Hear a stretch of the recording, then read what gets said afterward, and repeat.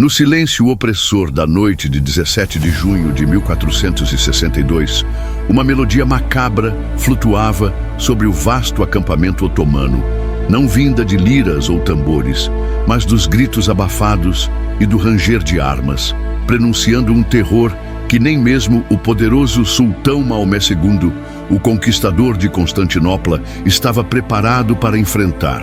Uma sombra se movia entre as tendas, não a de um exército, mas a de um pesadelo personificado. Vlad III da Valáquia. O que se desenrolaria nas próximas horas não seria apenas uma batalha, mas um massacre psicológico, um golpe tão audacioso e brutal que ecoaria nos anais da história, esculpindo a lenda do homem que se tornaria conhecido como o Empalador. Prepare-se para mergulhar nos bastidores da noite em que o terror valaquiano se tornou uma arma de guerra. O crepúsculo se dissolvia lentamente em uma escuridão sem estrelas sobre as planícies da Valáquia, engolindo os últimos vestígios de uma tarde quente de junho. O que se estendia sob esse manto noturno era uma visão que deveria inspirar pavor e reverência. O colossal acampamento otomano de Maomé II, o Conquistador, uma metrópole temporária de lona e ambição que abrigava uma força expedicionária de proporções quase inimagináveis. Estimativas variam, mas a verdade é que de 100 mil a 150. Herdeiros a 0 almas, guerreiros, cavaleiros, engenheiros, intendentes, eunucos, escravos e um sem número de seguidores do acampamento formavam um organismo vivo, pulsante e, em sua maioria, alheio ao destino iminente. Era a maior máquina de guerra que o mundo havia visto desde os dias de Gengis Khan e havia chegado à Valáquia com um propósito singular: esmagar Vlad III e anexar seu pequeno principado à vasta tapeçaria do Império Otomano. As tendas, tecidas de lona grossa e peles, estendiam-se por quilômetros ao redor de Târgoviste, a capital de Vlad, que agora era um alvo sitiado e aguardava sua provável queda. Havia setores designados para cada corpo do exército: os temidos janízaros, a infantaria de elite forjada na disciplina e na devoção ao sultão, os ágeis cipaios, a cavalaria pesada que aterrorizava os flancos inimigos, a impressionante artilharia, com seus canhões capazes de derrubar muralhas, e uma miríade de tropas auxiliares, mercenários e caravanas de abastecimento que garantiam a sustentabilidade dessa força maciça. O ar estava impregnado com uma complexa mistura de odores: fumaça de fogueiras crepitantes, temperos de refeições sendo preparadas em panelas fumegantes, o almíscar de milhares de cavalos e camelos e o suor de homens cansados após um dia de marchas e escaramuças. A essa hora, a maioria dos guerreiros estava em seus momentos de relaxamento. Alguns lavavam a poeira da viagem em córregos próximos, outros consertavam suas armaduras ou afilavam suas espadas. Dentro das tendas, a luz bruxuleante de lamparinas revelava grupos de homens jogando dados, contando histórias de batalhas passadas ou escrevendo cartas para suas famílias distantes. Ocasionalmente, o som melódico e solene do adhan, a chamada muçulmana para a oração, ecoava suavemente na noite, chamando os fiéis a se ajoelharem em direção a Meca. Era a sinfonia noturna de um exército em repouso, uma orquestra de sons cotidianos que mascarava a iminente discórdia. A confiança otomana não era apenas uma fachada, era o alicerce de sua doutrina militar. Maomé II era um gênio estratégico, um líder que havia desafiado todas as expectativas ao derrubar Constantinopla, a segunda Roma. Ele havia trazido consigo uma logística impecável, engenheiros capazes de construir pontes sobre rios caudalosos em tempo recorde e uma burocracia militar que garantia o abastecimento contínuo de suprimentos, algo essencial para uma força tão numerosa. A reputação de Vlad III, embora brutal e notória por seus métodos de empalamento, era vista como a de um mero príncipe valaquiano, de um pequeno e insignificante principado, cercado por inimigos e sem o apoio coeso de uma grande potência cristã. A vitória parecia uma inevitabilidade, apenas uma questão de cerco e paciência. Os guardas otomanos, embora numerosos, estavam dispostos em um perímetro que visava mais conter a Valáquia do que repelir uma investida em grande escala. Eles esperavam um cerco prolongado, talvez tentativas desesperadas de fuga dos civis ou pequenas escaramuças na periferia. Ninguém, nem mesmo o sultão, concebia o tipo de ataque que Vlad estava prestes a desencadear. A vastidão do acampamento, que era a prova de sua força, era também sua maior vulnerabilidade oculta. Dispersava a atenção, diluía a vigilância e criava um senso de segurança que se tornaria uma armadilha. Os guerreiros, exaustos por longas marchas sob o sol e escaramuças anteriores, dormiam profundamente, seus sonhos povoando-se com a próxima conquista, com o fim da campanha ou com as riquezas que o saque de Targoviste prometia. Era uma falsa sensação de segurança, um gigante adormecido, prestes a ser despertado não por um trovão, mas por um sussurro mortal que se transformaria em um grito infernal. A escuridão da noite, que para os otomanos era um convite ao descanso, para Vlad era o manto perfeito para o terror que estava por vir. A noite se aprofundava sobre as estepes valaquianas e a temperatura que durante o dia escaldara os guerreiros agora caía, trazendo um frescor que parecia convidar ao sono reparador. Dentro das milhares de tendas que se estendiam até onde a vista alcançava, o ritmo da vida militar desacelerava. Alguns soldados permaneciam acordados, trocando confidências em voz baixa, suas silhuetas curvadas sobre jogos de tabuleiro ou mapas rudimentares. Outros se entregavam ao conforto efêmero de suas mantas, com o cansaço dos dias de marcha e das escaramuças recentes os arrastando para um sono profundo. A disciplina rigorosa que tornava o exército otomano uma força imbatível em campo aberto, paradoxalmente, criava uma rotina previsível em seus momentos de descanso. Uma cadência que Vlad sabia explorar com maestria. O inimigo de Valáquia não era apenas numeroso. Ele era, em sua própria grandiosidade, arrogante em sua invencibilidade percebida. E essa presunção era o convite silencioso para a catástrofe que se aproximava.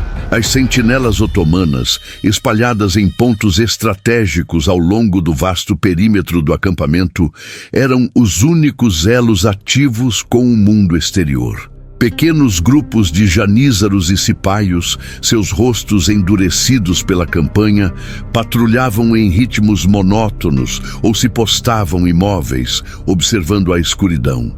O silêncio da estepe era um véu, quebrado apenas pelo coro incessante de grilos, o farfalhar de folhas com a brisa noturna e, ocasionalmente, o uivo distante e fantasmagórico de cães selvagens. Um veterano de muitas campanhas poderia sentir uma leve pontada de apreensão na quietude excessiva, um pressentimento que a calma era predatória. No entanto, o que esses guardiões da noite não sabiam é que cada árvore retorcida, cada arbusto denso, cada sombra escura na paisagem estava sendo meticulosamente observada, não por patrulhas valaquianas em busca de alimento, mas por olhos frios e calculistas, os olhos da rede de espionagem de Vlad. Essa rede, lendária em sua eficácia e discrição, havia fornecido a Vlad informações vitais.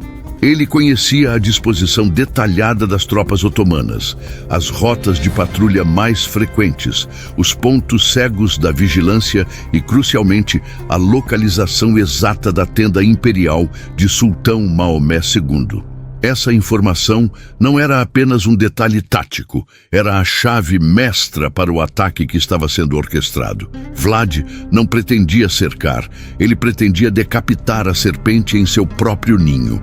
A geografia ao redor de Târgoviste, com seus pântanos insidiosos, florestas densas e riachos tortuosos que seriam um inferno para um exército convencional, era o paraíso para as pequenas e ágeis unidades valaquianas, treinadas para operar na escuridão e no terreno adverso como sombras.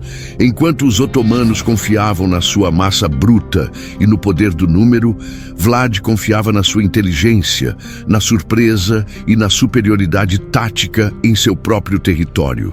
Alguns dos oficiais otomanos mais experientes, talvez aqueles que já haviam enfrentado a fúria de Vlad em escaramuças anteriores e testemunhado sua crueldade, podiam ter sentido uma leve pontada de desconforto. A reputação do empalador não era apenas uma lenda contada em fogueiras, era um aviso sombrio gravado com sangue.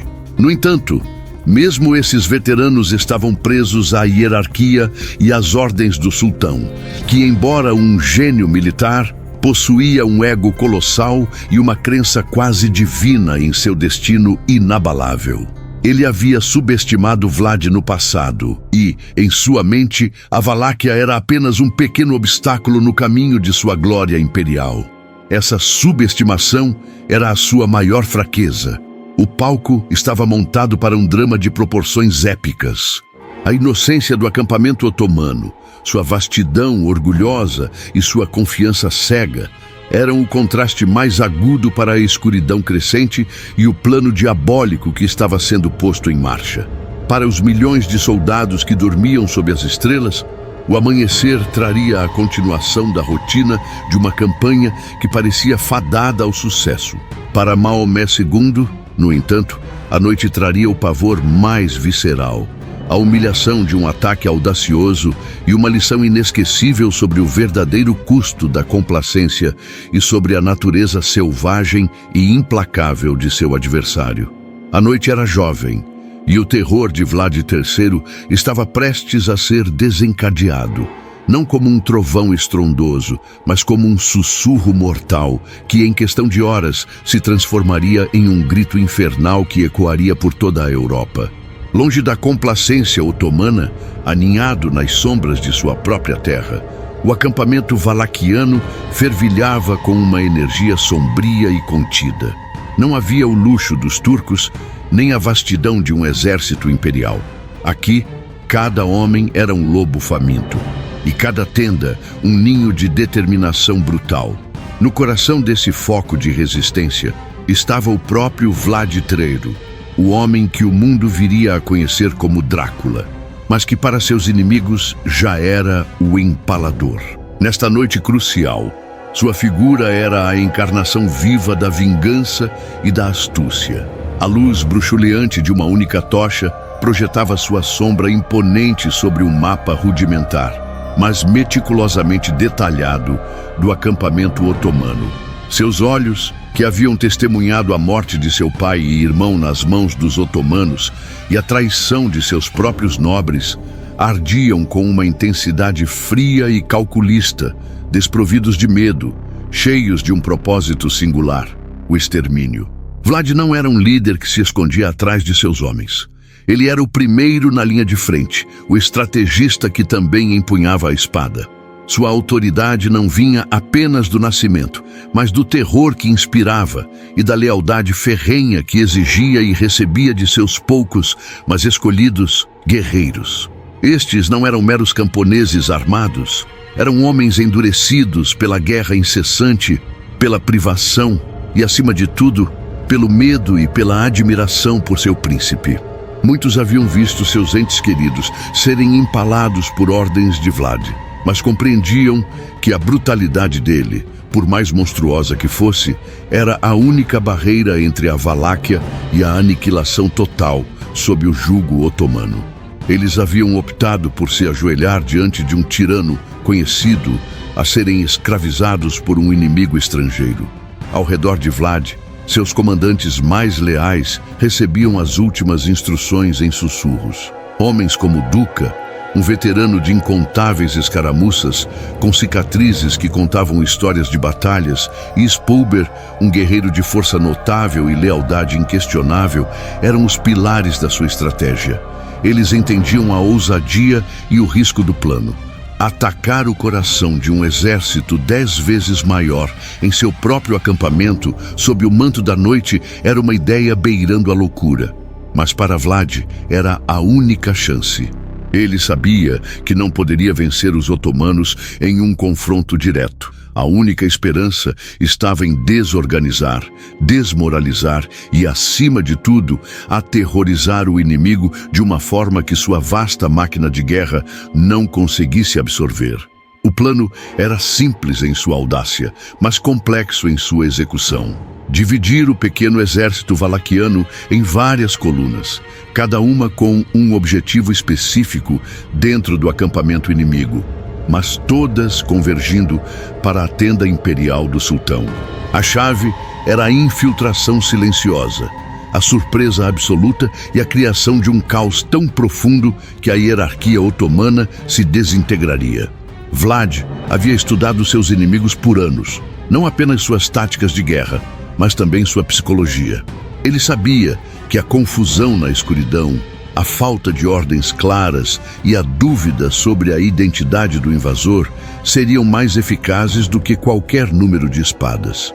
Era uma aposta tudo ou nada, e o destino da Valáquia pendia na balança daquela noite. Cada guerreiro valaquiano sabia o que estava em jogo, e a devoção a Vlad, mesclada com o terror que ele incutia, era o combustível para a coragem que teriam que demonstrar. Enquanto a luz da tocha de Vlad dançava sobre o mapa, revelando cada rota de infiltração, cada ponto de assalto planejado, a atmosfera no acampamento valaquiano era de uma solenidade quase religiosa. Não havia o alarido dos otomanos, mas um silêncio tenso, preenchido apenas pelo farfalhar de roupas e pelo sussurro ocasional de orações. Os guerreiros de Vlad, muitos deles com rostos jovens, outros marcados por anos de conflito, preparavam-se com uma meticulosidade quase ritualística. Eles afiavam suas lâminas até que brilhassem fracamente na escuridão. Verificavam as correias de suas armaduras leves e ajustavam os arcos e aljavas cheias de flechas envenenadas. Para eles, não era apenas uma batalha, era uma missão suicida, uma vendetta contra um inimigo que personificava a escravidão e a aniquilação. Vlad não era conhecido por discursos inflamados ou palavras de encorajamento. Sua liderança era sentida, não dita. Seus homens viam sua determinação inabalável, sua frieza calculista e a fúria latente em seus olhos. Sabiam que ele não pediria deles nada que ele próprio não estivesse disposto a fazer.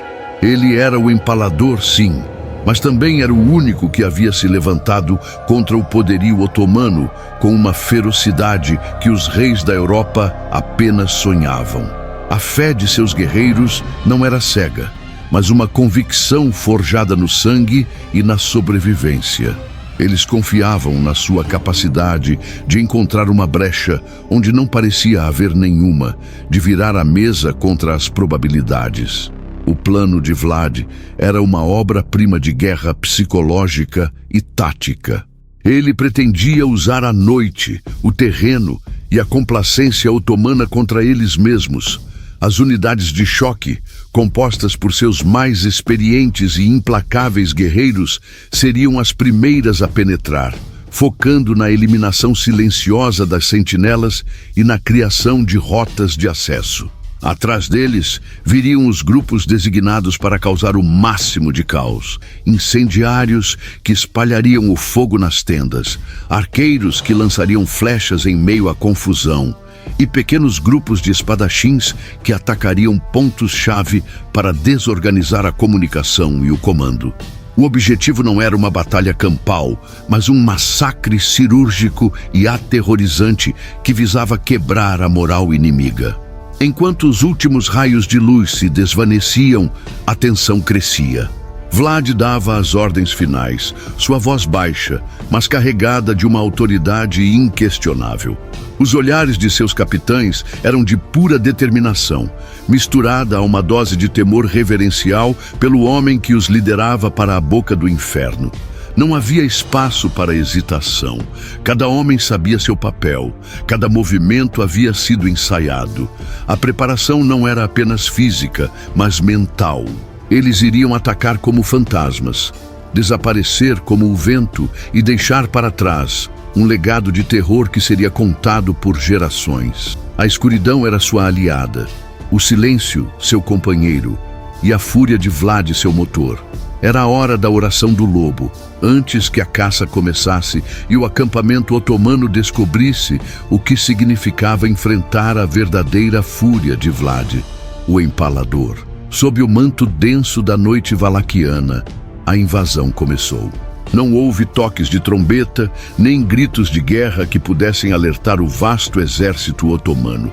Apenas o som sutil do vento sibilando entre as árvores e o farfalhar de folhas sob as botas silenciosas de milhares de valaquianos. Vlad III, o Empalador, não era um estrategista de grandes batalhas campais. Ele era um mestre da guerra psicológica e da infiltração, um caçador noturno em seu próprio terreno. Seu pequeno exército, composto por cerca de 7.000 a 10. Zraus eram homens, uma fração minúscula em comparação com a força de Maomé II, não marchava em formação imponente, mas se movia como uma sombra única, fragmentada e letal. A vanguarda era formada pelos guerreiros mais ágeis e experientes de Vlad, os Lobos da Noite, como eram conhecidos. Eram batedores, espiões e assassinos, treinados para serem imperceptíveis. Vestidos em peles escuras, com rostos camuflados pela fuligem e pela escuridão, eles se arrastavam, rastejavam e se esgueiravam através dos pântanos lamacentos e das densas moitas de arbustos que cercavam o perímetro otomano. Cada passo era calculado, cada movimento deliberado. A inteligência de Vlad havia mapeado as patrulhas e as posições das sentinelas com precisão cirúrgica. Os guardas otomanos, acostumados à segurança da vasta superioridade numérica e às patrulhas rítmicas, eram presas fáceis para a furtividade valaquiana. Com um movimento rápido e silencioso, uma lâmina afiada ou uma corda tensionada finalizava o serviço, deixando o corpo para cair suavemente na grama alta ou ser arrastado para a escuridão. Não havia tempo para alarmes ou gritos de socorro. A morte chegava como um sussurro.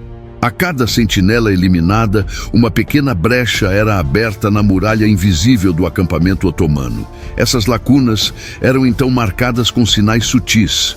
Um galho quebrado, uma pedra virada, para as ondas seguintes de tropas valaquianas. A disciplina era absoluta. Cada homem confiava plenamente na execução de seus companheiros.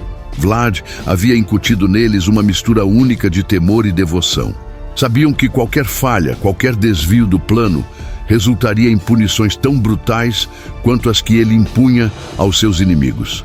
Mas também sabiam que estavam lutando por sua própria terra e por seu próprio futuro, sob a liderança de um homem que, embora um monstro, era seu monstro, a única defesa contra um terror ainda maior. À medida que os Lobos da Noite abriam caminho, as primeiras centenas de valaquianos começaram a se infiltrar. Não havia a massa de um exército, mas a precisão de um bisturi. Pequenos grupos se espalhavam pelo vasto labirinto de tendas, cada um com sua tarefa específica. Alguns carregavam tochas e recipientes de óleo inflamável, outros arcos com flechas farpadas e a maioria empunhava espadas curtas e adagas, perfeitas para o combate confinado e brutal que se seguiria. A intenção não era confrontar, mas semear o caos e o pânico. O objetivo principal de Vlad não era uma vitória territorial naquele momento, mas uma vitória psicológica, a desmoralização total de um inimigo que acreditava ser invencível. O silêncio, a escuridão e o elemento surpresa eram seus maiores aliados, e eles os usavam com uma eficácia aterrorizante. O ar, antes preenchido com a tranquilidade de um exército em repouso, começava a mudar. Um cheiro sutil de fumaça, não das fogueiras de acampamento, mas de algo mais agudo, começava a se espalhar. Um cão latia histericamente em algum lugar distante e depois era silenciado. Pequenos murmúrios de confusão, aqui e ali, começavam a surgir, como as primeiras gotas de uma tempestade iminente. Soldados otomanos, despertando do sono, esfregavam os olhos, tentando decifrar os sons incomuns na escuridão. Era tarde demais. A lâmina já estava na garganta do colosso. O cheiro de fumaça, antes sutil, tornou-se mais pungente. Era o aroma inconfundível de lona queimando, de madeira crepitando. Os primeiros focos de incêndio começaram a surgir, pequenos pontos vermelhos e laranja que, em questão de segundos, se transformavam em labaredas famintas. Esses não eram acidentes, eram os sinais premeditados da incursão valaquiana. Homens de Vlad, munidos de tochas e potes de óleo, atingiam as tendas mais vulneráveis, visando depósitos de suprimentos e as áreas mais densamente povoadas, onde o pânico se espalharia mais rapidamente. Os gritos começaram então, primeiro isolados, depois em um coro crescente de confusão e medo. Um cavalo relinchava histericamente, uma tenda desabava em chamas, e o burburinho de um exército dormindo dava lugar a um clamor caótico e desorganizado. Os soldados otomanos, despertados abruptamente pelo calor do fogo e pelo rugido dos gritos, emergiam de suas tendas em um estado de desorientação total. Sem tempo para vestir suas armaduras ou localizar suas armas, muitos se viam presos no labirinto de lonas e fumaça. A escuridão era uma inimiga implacável, transformando amigos em silhuetas ameaçadoras e a direção em um mistério. A disciplina que os tornava formidáveis em campo aberto se desintegrava rapidamente, sem a luz do dia para orientá-los e sem ordens claras de seus oficiais, que também lutavam para entender a natureza do ataque. Não era uma batalha convencional, com frentes definidas. Era um pesadelo irreal, onde o inimigo surgia das sombras, batia e desaparecia, deixando para trás apenas a morte e o pânico. Enquanto o fogo se espalhava, iluminando brevemente cenas de horror, os grupos de ataque valaquianos operavam com uma eficiência brutal. Não havia misericórdia. Homens em pânico eram abatidos com golpes rápidos e silenciosos. As flechas com pontas farpadas, lançadas por arqueiros ocultos, atingiam alvos indiscriminadamente, aumentando o terror. O objetivo principal não era eliminar cada soldado otomano, mas criar uma paralisia em massa, um estado de desespero onde a fuga se tornava a única opção. Alguns valaquianos, mais ousados, chegavam a imitar os gritos de janízaros ou cipaios, aumentando a confusão e fazendo com que os próprios otomanos atacassem uns aos outros na escuridão. Era uma guerra de nervos tão quanto de lâminas. A estratégia de Vlad estava funcionando com precisão aterradora. A vastidão do acampamento, que era uma fortaleza durante o dia, transformava-se em uma armadilha mortal à noite.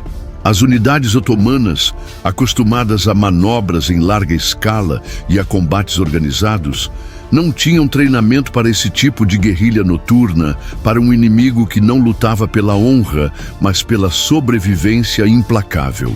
Oficiais tentavam gritar ordens, mas suas vozes eram abafadas pelo estrondo do fogo e pelos lamentos dos moribundos. A linha de comando desmoronava sob o peso do terror inesperado. Soldados de elite, como os janízaros, eram pegos de surpresa em seus alojamentos, muitos ainda dormindo quando as lâminas valaquianas os alcançavam.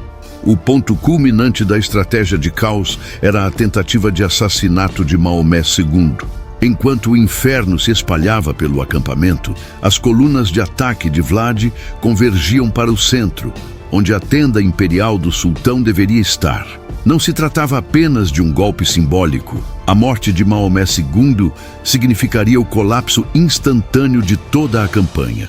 Embora não tivessem sucesso em alcançar o sultão naquela noite, a tentativa foi tão próxima e o terror tão avassalador que o próprio Maomé II foi forçado a se esconder, a testemunhar o caos de sua própria tenda, a sentir o medo que ele impunha aos outros. O acampamento otomano, antes um colosso adormecido, estava agora em chamas, um caldeirão de pânico e morte, provando que até o maior dos impérios poderia ser ferido pela ousadia e pela crueldade estratégica de um único homem.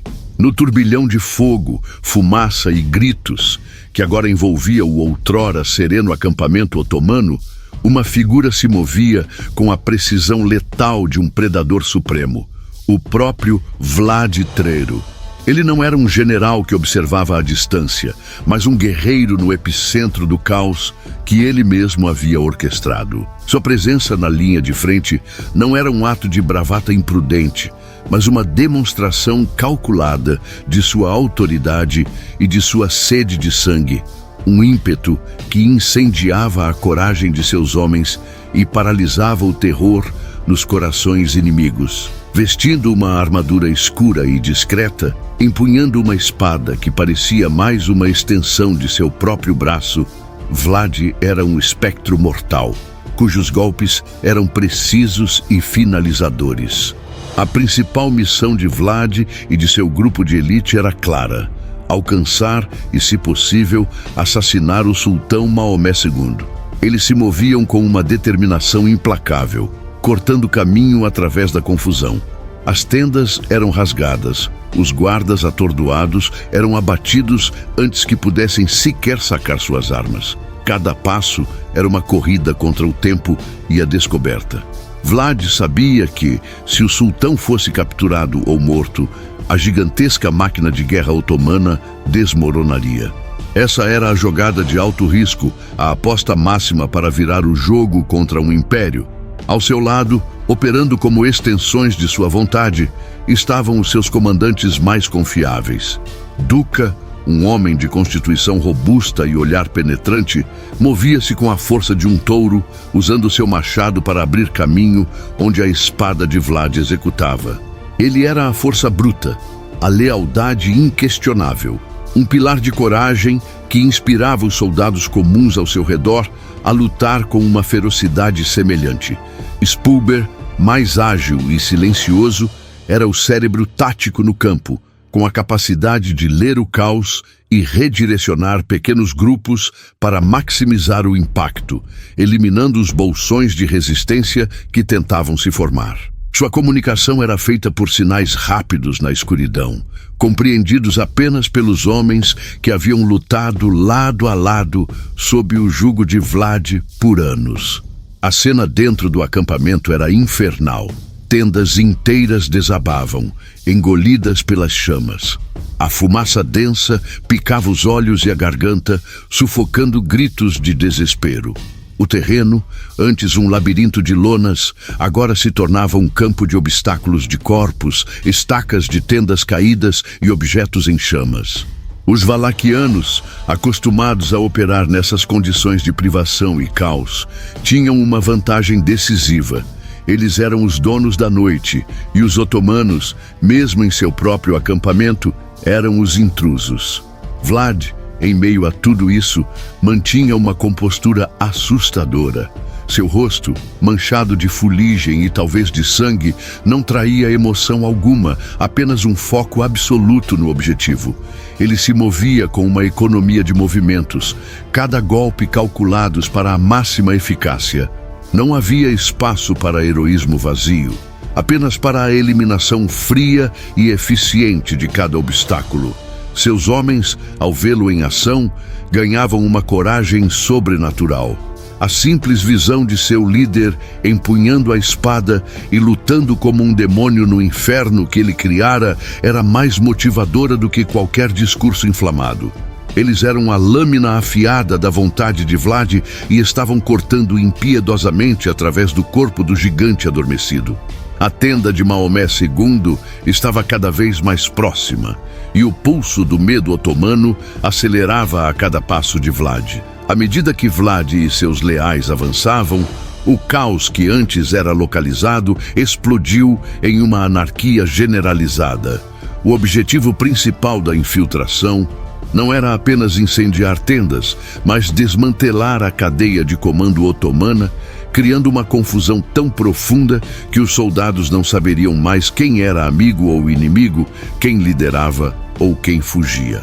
O fogo, que se alastrava com rapidez assustadora, servia como um farol macabro para Vlad, indicando-lhe o caminho e, ao mesmo tempo, aumentando o pânico entre as tropas inimigas, muitas das quais estavam mais preocupadas em apagar as chamas ou escapar da fumaça do que em combater um inimigo invisível.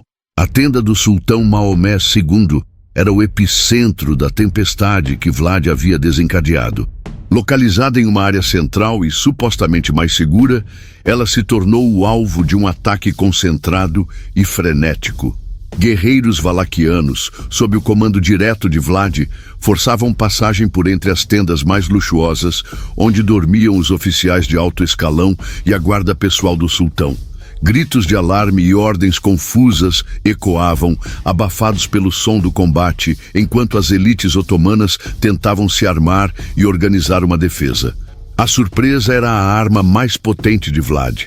Os defensores, pegos desprevenidos, não tinham tempo para reagir eficazmente. Cenas de horror se desenrolavam por todo o acampamento. A infantaria otomana, os temidos janízaros, que eram invencíveis em formações de batalha, se viam presos em corredores estreitos entre as tendas, atacados de todos os lados por valaquianos que pareciam surgir do nada e desaparecer na escuridão. Muitos foram massacrados antes mesmo de entender o que estava acontecendo, suas armaduras pesadas se tornando um fardo em vez de proteção. Os cavaleiros cipaios lutavam para montar seus cavalos em meio ao pânico dos animais que relinchavam e empinavam, apavorados com o fogo e o barulho. Alguns cavalos, tomados pelo medo, corriam descontroladamente, atropelando suas próprias tropas e adicionando mais desordem à cena. O próprio Maomé II, o conquistador de Constantinopla, um homem que raramente demonstrava medo, sentiu o terror em sua própria tenda. Ele e sua guarda pessoal foram despertados pelo barulho ensurdecedor da batalha e pelo cheiro de fumaça. Relatos históricos sugerem que, em meio ao caos, a guarda pessoal do sultão mal conseguiu protegê-lo de ser capturado ou morto. Vlad e seus homens chegaram perigosamente perto, forçando Maomé a se esconder ou a ser rapidamente evacuado para uma posição mais segura. A audácia de Vlad em mirar diretamente no líder inimigo, no coração de seu próprio acampamento, foi um golpe psicológico que Maomé II jamais esqueceria. Ver seu próprio exército em pânico e aterrorizado por uma força tão inferior era uma humilhação profunda. A carnificina durou horas. Quando os primeiros raios pálidos do amanhecer começaram a romper a escuridão, os valaquianos, tendo cumprido seu objetivo de causar o máximo de estrago e pânico, começaram a se retirar tão silenciosamente quanto haviam chegado. Eles deixaram para trás um rastro de destruição, tendas em chamas, corpos espalhados e um exército otomano colossal, mas agora quebrado, desmoralizado e infestado por um terror palpável. O ataque noturno de Vlad não foi uma vitória decisiva em termos de números de mortos em campo aberto, mas foi uma obra-prima de guerra psicológica. Uma demonstração brutal de que o medo e a surpresa podiam ser armas mais eficazes do que a própria superioridade numérica. A mente de Vlad havia triunfado, transformando a confiança otomana em um pesadelo inesquecível. Para o homem que havia derrubado muralhas bizantinas e sonhava em conquistar o mundo, a noite de 17 de junho de 1462 deveria ser apenas mais uma noite de repouso estratégico. Sultão Maomé II, o conquistador, jazia em sua luxuosa tenda imperial, no coração de um acampamento que ele considerava impenetrável.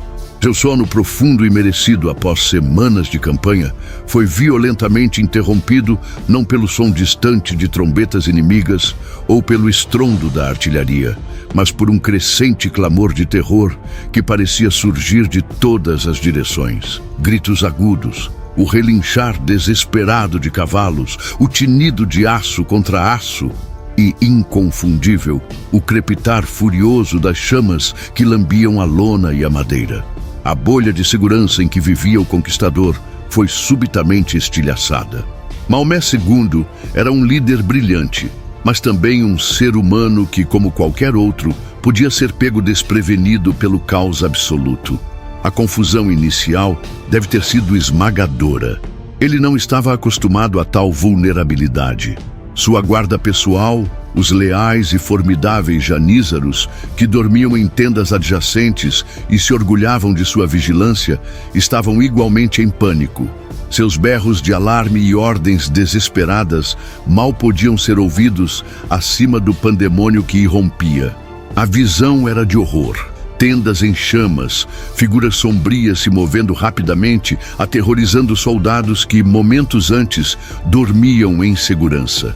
Para Maomé, um mestre da ordem e da estratégia, aquilo era o pesadelo em sua forma mais pura. A desordem total imposta por um inimigo que ele considerava insignificante. Os guardas do sultão, apesar de sua lealdade e treinamento, lutavam para conter a maré de terror. Alguns corriam em direção às fontes do barulho, apenas para serem abatidos na escuridão por valaquianos que pareciam fantasmas. Outros tentavam erguer uma defesa rudimentar ao redor da tenda imperial, criando uma barreira improvisada de corpos e escudos contra um inimigo que se infiltrava por todos os lados. O ar estava denso com fumaça, tornando a respiração difícil e a visibilidade quase nula. O som dos gritos dos feridos e dos moribundos se misturava ao rugido do fogo, criando uma trilha sonora infernal que Maomé jamais esqueceria. Em meio a essa cena de desespero, a prioridade máxima da guarda pessoal e dos vizires mais próximos era uma só: proteger o sultão.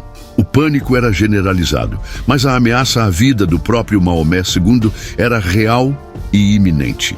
Vlad, com sua audácia característica, havia planejado a rota mais direta para a tenda imperial, e seus homens de elite estavam se aproximando perigosamente.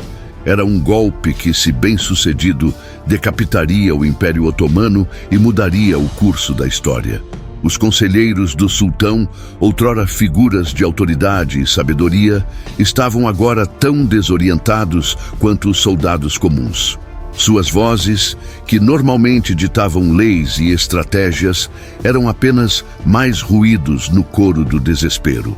A fragilidade da vida, até mesmo a de um monarca absoluto, foi revelada naquela noite, quando o brilho da grandeza otomana foi manchado pela sombra da fúria valaquiana.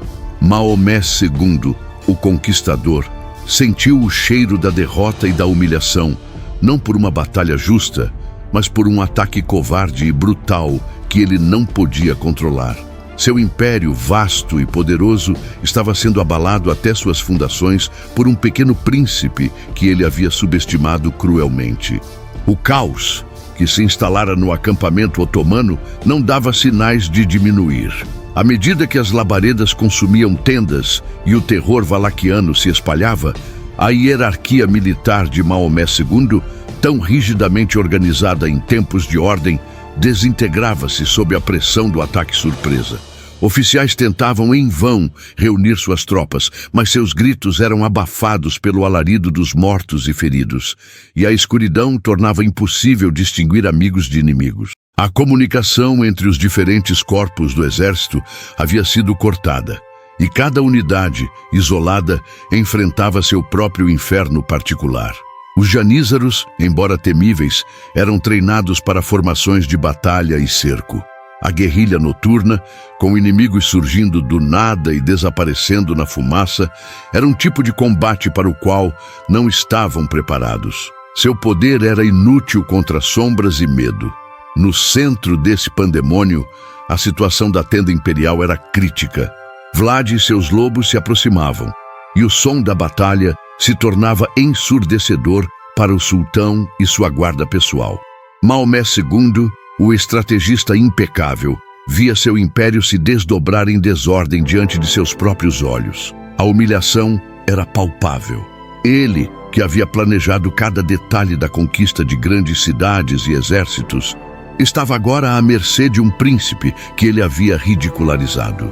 A lenda de sua invencibilidade, tão cuidadosamente construída, ameaçava ruir sob o assalto de um inimigo que não jogava pelas regras da guerra civilizada. Seu medo não era o de um covarde, mas o de um soberano confrontado com a falha catastrófica de seu próprio poder e percepção. A prioridade da guarda pessoal, composta pelos mais leais e ferozes guerreiros do Império, tornou-se a evacuação imediata do sultão. Não havia mais tempo para organizar uma contraofensiva eficaz no meio da noite. A sobrevivência de Maomé II era paramount, pois sem ele, o exército inteiro poderia se dissolver em pânico total. A cena da retirada deve ter sido caótica. Soldados abrindo caminho à força, protegendo o sultão com seus corpos, enquanto se moviam para a periferia do acampamento, onde a intensidade do ataque de Vlad era menor. Maomé II, que raramente recuava de qualquer coisa, foi forçado a fugir de seu próprio acampamento, uma experiência que o marcaria profundamente e que se tornaria uma das maiores manchas em seu glorioso reinado. A retirada, no entanto, não significava o fim do terror. Mesmo enquanto o sultão se afastava do coração da batalha, os gritos e o brilho do fogo o seguiam. A visão de seu acampamento, que poucas horas antes exibia a força e a ordem de seu império, agora era uma massa caótica de tendas queimadas e corpos, pontilhada pelos focos de incêndio que os valaquianos haviam acendido. A estratégia de Vlad não era aniquilar o exército otomano fisicamente, ele não tinha homens para isso, mas aniquilá-lo psicologicamente. Ele queria que o medo de Vlad III fosse mais potente do que a lâmina de qualquer espada. E naquela noite, ele conseguiu. Ao amanhecer, Maomé II se veria diante da floresta de estacas, um espetáculo de horror que o aguardava nos arredores de Targoviste, um testemunho macabro da crueldade e da determinação de Vlad. Mas o primeiro golpe psicológico já havia sido desferido na escuridão da noite. O poderoso conquistador havia sido pego de surpresa, seu exército havia se ajoelhado ao terror e sua aura de invencibilidade havia sido pela primeira vez severamente abalada. O sabor amargo daquela noite persistiria em sua memória, um lembrete vívido de que até o maior dos impérios poderia ser assombrado pela audácia e pela brutalidade de um único homem. Com os primeiros raios pálidos do sol nascendo no horizonte, a escuridão que havia sido cúmplice de Vlad III começou a se dissipar, revelando a extensão total da carnificina e do caos deixados para trás, no acampamento otomano. O que antes era uma cidade de tendas vibrante e organizada, agora se assemelhava a um campo de batalha devastado por um cataclismo. Focos de incêndio ainda crepitavam, consumindo a lona carbonizada e a madeira fumegante, enquanto uma espessa nuvem de fumaça acre pairava no ar, picando os olhos e a garganta dos sobreviventes. O cheiro de cinzas, carne queimada e sangue misturava-se em um odor nauseabundo que marcaria a memória de cada soldado otomano presente. O chão estava forrado com os corpos dos mortos e moribundos, janízaros caídos sem suas armas, cipaios arrancados de seus leitos, seguidores de acampamento que não tiveram chance de escapar. A confusão da noite havia dado lugar a uma desolação silenciosa, pontuada pelos gemidos dos feridos e pelo choro abafado dos que lamentavam seus camaradas. Não era a imagem gloriosa de uma vitória militar para os otomanos, mas a cena de uma derrota humilhante, um testemunho mudo da eficácia brutal do ataque noturno de Vlad. As armas jaziam onde haviam sido largadas na pressa, os equipamentos espalhados, as tendas saqueadas ou reduzidas a cinzas. O impacto na moral do exército de Maomé II era palpável. Esses homens, a elite de um império em expansão, acostumados a conquistar e aterrorizar, agora eram os aterrorizados. A invencibilidade que lhes havia sido incutida foi estilhaçada em uma única noite. O pânico de ser atacado enquanto dormia, sem sequer ver o inimigo, sem poder lutar de forma organizada, havia deixado uma cicatriz profunda. A disciplina, embora não totalmente quebrada, estava severamente abalada. Os soldados se moviam com uma lentidão atordoada, seus olhos vazios de esperança, preenchidos apenas pelo cansaço e por um medo persistente. Eles haviam sobrevivido ao ataque, mas a aura de invencibilidade que permeava o exército otomano havia sido irremediavelmente quebrada. Maomé II, que havia escapado por pouco da captura ou da morte, estava diante de seu exército, uma visão de humilhação e fúria contida. A face do sultão, geralmente impenetrável e cheia de confiança, estava tensa, seus olhos refletindo a raiva e a incredulidade.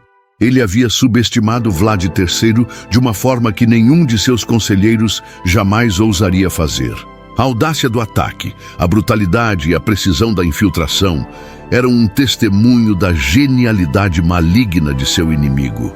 A ideia de que um príncipe tão pequeno pudesse causar tal devastação no coração de seu vasto e poderoso exército era quase insuportável. A decisão de Maomé II era clara, embora amarga: recuar. Continuar o cerco a Târgoviste sob tais condições, com a moral de seu exército em frangalhos e a ameaça de novos ataques noturnos pendendo sobre eles, seria suicídio. A máquina de guerra otomana era poderosa, mas não era invencível contra o terror. A honra estava ferida, o objetivo da campanha comprometido. Era preciso reorganizar, reavaliar e, acima de tudo, garantir a sobrevivência de seu exército para futuras conquistas. A retirada não seria uma fuga desordenada, mas uma marcha cautelosa, carregada do peso da derrota psicológica. O sultão sabia que o caminho para fora da Valáquia seria longo e que Vlad ainda não havia terminado sua mensagem de horror. A marcha de retirada do vasto exército otomano era lenta, arrastada, bem diferente do avanço confiante de semanas atrás. Maomé II e seus generais tentavam restaurar a ordem, mas a experiência da noite anterior havia deixado uma marca indelével na psique das tropas. Cada sombra, cada arbusto parecia esconder uma ameaça. O ar, ainda pesado com o cheiro de fumaça e a promessa de terror, parecia sussurrar o nome de Vlad em cada brisa. A confiança em sua invencibilidade havia sido substituída por uma cautela paranoica, e a máquina de guerra que havia conquistado impérios agora se movia com a hesitação de uma fera ferida. Foi então que, ao se aproximarem dos arredores de Târgoviste, a paisagem se transformou em um cenário de pesadelo que congelaria o sangue até mesmo dos mais endurecidos veteranos otomanos. Estendendo-se por quilômetros à frente, havia uma floresta, não de árvores, mas de corpos, milhares deles. Estimativas variam, mas entre 20.000 e 25.000 homens, mulheres e crianças, prisioneiros turcos, comerciantes otomanos, mas principalmente soldados capturados nas campanhas de inverno de Vlad e civis búlgaros e turcos que viviam na fronteira, estavam empalados em estacas. Alguns ainda agonizavam, outros já eram esqueletos expostos aos elementos, um lembrete macabro do tempo que Vlad tinha dedicado a preparar essa recepção. A visão era quase indescritível em sua barbárie. Corpos nus, inchados ou ressecados, retorcidos em agonia, perfurados por estacas que emergiam de suas entranhas. O cheiro era insuportável, uma mistura de putrefação e fezes que forçava até os mais bravos a virarem o rosto.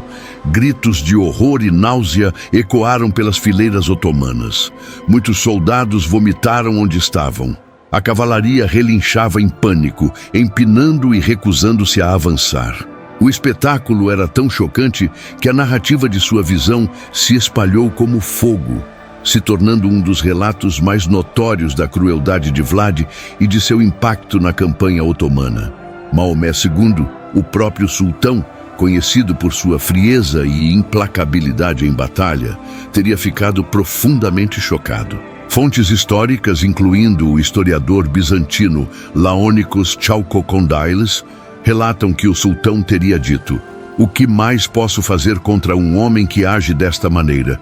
Ele tem uma arte de governo peculiar, não importa o que aconteça, eu não posso dominá-lo." Essa frase, se de fato proferida, encapsula o terror e a admiração relutante que Vlad inspirava.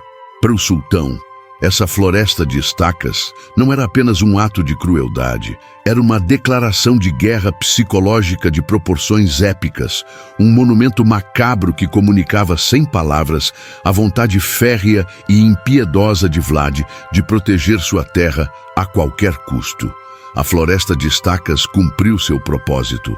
A visão quebrou o moral restante do exército otomano e consolidou a decisão de Maomé II de recuar completamente da Valáquia. Não havia mais vontade de lutar. A ideia de enfrentar um inimigo que usava o terror de forma tão eficaz e sem remorso era algo que nem mesmo os corajosos janízaros podiam suportar. A campanha, que deveria ser uma simples formalidade, transformou-se em um pesadelo. Maomé II se retirou, deixando Vlad vitorioso, não por ter aniquilado seu exército, mas por tê-lo aterrorizado e humilhado em um nível psicológico profundo. Aquele dia marcou para sempre a lenda de Vlad, o Empalador, gravando seu nome na história não apenas como um governante brutal, mas como um mestre do terror que desafiou e envergonhou um império. A retirada do exército otomano da Valáquia não foi uma derrota militar convencional, na qual um exército é completamente aniquilado no campo de batalha. Não houve uma grande confrontação, onde as forças de Vlad, em menor número, pudessem destruir a máquina de guerra de Maomé II em um único embate direto. A vitória de Vlad III em Targoviste foi de uma natureza muito mais insidiosa e, para os otomanos, infinitamente mais desmoralizante. Foi uma vitória psicológica. O Empalador havia compreendido que, contra um inimigo com recursos e homens ilimitados, o combate tradicional era fútil. Sua genialidade brutal residiu em reconhecer que a mente do inimigo, e não apenas seu corpo, era o alvo principal. A estratégia de Vlad foi um golpe de mestre em guerra assimétrica. Ele sabia que o exército otomano dependia pesadamente de sua disciplina, de sua organização e, acima de tudo, de sua moral. A campanha era um reflexo da vontade de seu sultão, e se essa vontade fosse quebrada, o colosso desmoronaria. O ataque noturno, com sua execução furtiva e brutal, foi projetado para abalar esses pilares. Ao atacar o acampamento em seus momentos mais vulneráveis, a escuridão e o sono, Vlad não apenas causou baixas e destruição, ele semeou a semente da desconfiança e do pânico. Os soldados otomanos não podiam mais confiar na segurança de seu próprio acampamento, em seus companheiros na escuridão ou na liderança que não pôde protegê-los de um inimigo invisível. A floresta de estacas foi o coroamento dessa estratégia de terror. Não era um ato aleatório de barbárie, era uma mensagem cuidadosamente orquestrada, um monumento macabro visível para todo o exército otomano em retirada.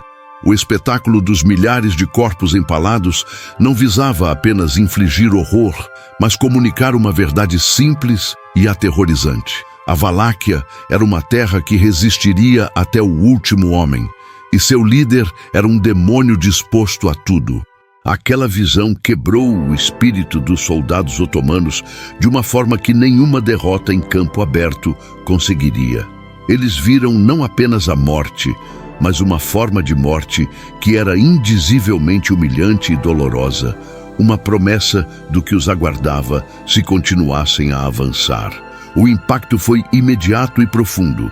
A coesão do exército otomano, outrora inquebrável, começou a fissurar.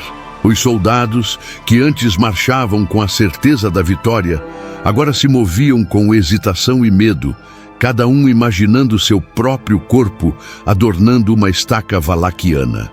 A bravura em face do inimigo armado é uma coisa, a coragem em face de um terror indizível, de um inimigo que parece saído dos pesadelos mais sombrios, é outra. Maomé II, o conquistador, que havia mantido a frieza em inúmeras batalhas sangrentas, foi forçado a reconsiderar a viabilidade de sua campanha. Ele compreendeu que o custo de continuar seria muito maior do que qualquer ganho territorial. Vlad havia conseguido inverter a dinâmica do terror, forçando o temível Império Otomano a recuar não por força bruta, mas por pura e avassaladora intimidação.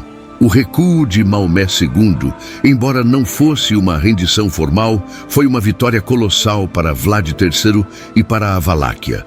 Significava a sobrevivência de seu principado por mais algum tempo, a manutenção de sua autonomia contra a maré implacável do Império Otomano.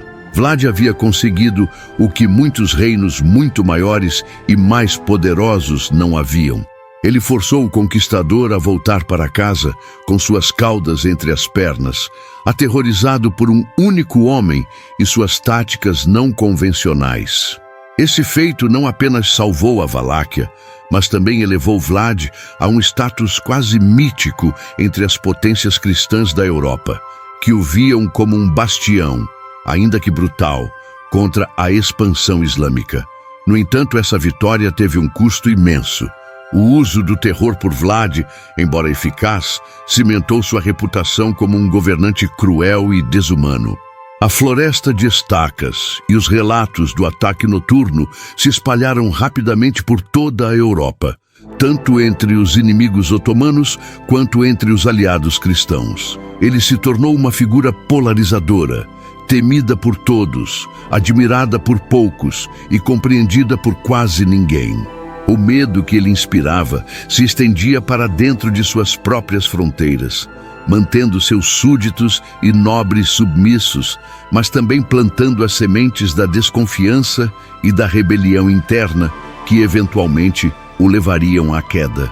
A Valáquia havia sido salva, mas o preço dessa salvação foi pago com um banho de sangue e a condenação de seu governante à infâmia. Para Vlad, a vitória psicológica era a única vitória possível.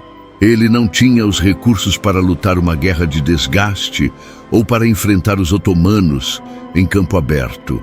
Seu poder vinha de sua mente astuta, sua vontade de exceder qualquer limite de crueldade e sua habilidade de transformar a adversidade em arma.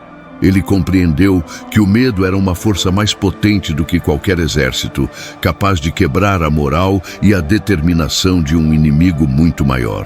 A Batalha de Târgovist foi um testemunho dessa filosofia. Não foi uma vitória de espadas e escudos, mas uma vitória de estacas e terror. Um triunfo da mente sobre a massa. O legado imediato do ataque noturno foi que Maomé II, embora furioso, não tentou uma nova invasão da Valáquia por algum tempo. A experiência havia sido traumática demais. O trauma daquela noite ressoaria pelos corredores do poder otomano por décadas, uma mancha na reputação do grande conquistador. Vlad havia, por um breve mas glorioso período, parado a expansão de um império. Ele havia provado que, mesmo o mais poderoso dos tiranos, podia ser aterrorizado por um medo ainda maior.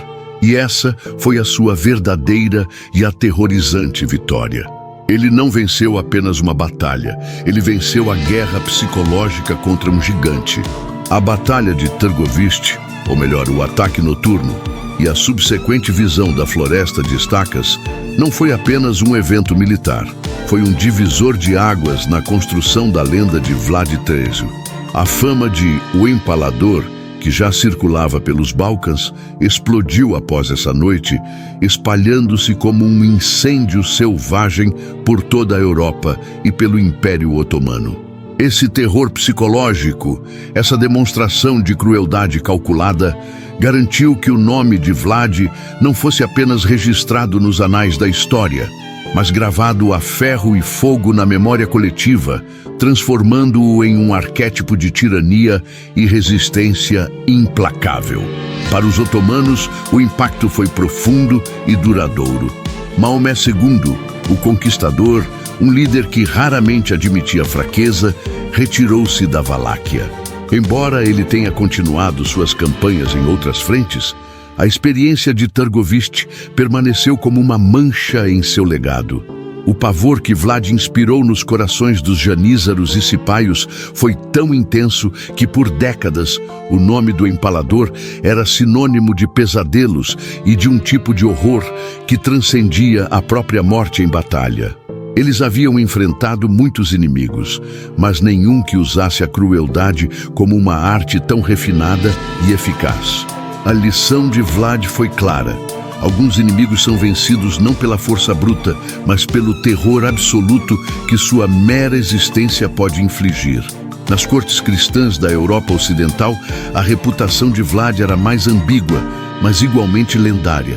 Para alguns, ele era um herói bárbaro, um bastião corajoso da cristandade contra o avanço islâmico, um louco necessário para combater a ameaça otomana. Impressões e panfletos com relatos gráficos de suas atrocidades, muitas vezes exageradas, circulavam por cidades como Nuremberg e Veneza. Essas histórias, embora sensacionalistas, serviam a um propósito. Elas pintavam Vlad como um defensor selvagem, mas eficaz, um escudo contra o invasor. Não importa o quão repulsivos fossem seus métodos. No entanto, para outros, ele era simplesmente um monstro, um tirano cujos atos de crueldade superavam até mesmo os mais brutais governantes de seu tempo. A noite do ataque noturno e a visão da Floresta de Estacas se tornaram o ápice da sua lenda, o evento que encapsulou sua essência. Não era a história de uma grande vitória tática, mas a história de como um homem, com um exército infinitamente menor, conseguiu quebrar a vontade de um império simplesmente através do medo. Essa reputação, construída sobre o terror, foi o verdadeiro legado imediato de Vlad. Ele não precisava de grandes exércitos ou fortificações impenetráveis. Sua arma mais potente era a mente, a capacidade de planejar e executar atos de terror tão chocantes que o inimigo preferiria a retirada à confrontação.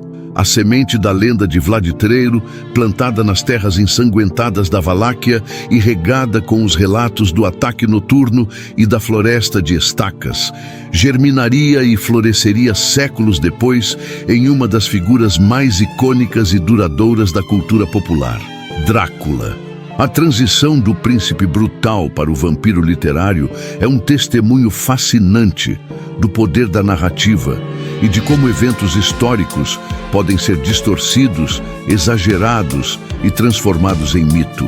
Os relatos de sua crueldade, de sua sede insaciável por sangue, ainda que metafórica no sentido de sua brutalidade, e de sua capacidade de infundir terror absoluto, foram os ingredientes perfeitos para a criação de um monstro sobrenatural.